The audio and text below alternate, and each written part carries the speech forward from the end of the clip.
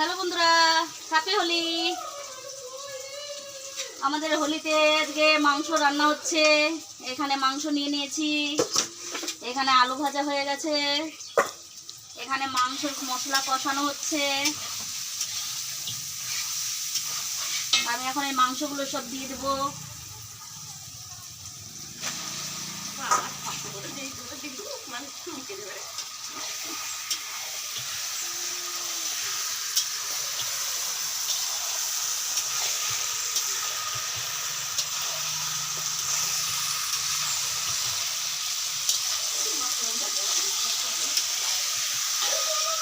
হোলির মাংস রেডি হয়ে যাচ্ছে, আপনারা চলে আসুন সব হোলি খেলতে, মাংস খেতে।